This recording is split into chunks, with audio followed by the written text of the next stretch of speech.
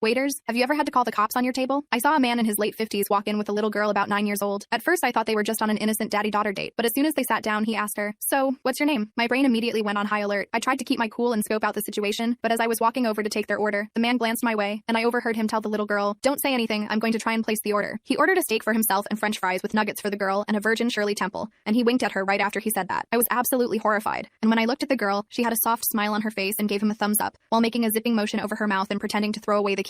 As I was waiting for their food to be prepared, I was listening in on their conversation, and he kept asking her things like, "What school do you go to? What's your best friend's name?" And he was writing every single thing she said down in his notepad. In fact, as I peered over his shoulder, I saw he had a list of 100 questions and was reading them off. At that point, I couldn't hold back any longer, and as I explained the whole ordeal to one of my coworkers, she agreed that I should call the cops. So I called them and said there was a weird grooming situation going on, and within 5 minutes, they were at the door. I led them over to the table, and the girl started crying as the man was led outside of the restaurant for questioning. I heard the cop tell the girl, "Don't you worry, we won't let him get you, you're safe with us." But that made her cry even harder. She kept asking for her mommy, so we dialed her mom, who showed up at the scene within 5 minutes, and she was livid. She started yelling at us all, calling us unprofessional, and I had no idea what she was on about until she explained that the man who was dining with the girl was her father, and he had just gone through a traumatic brain injury and was working on getting his memory back. It was their first daddy-daughter date since he'd been released from the hospital, and this was huge progress for him. Let me just say that they took their food to go, and I comped their check.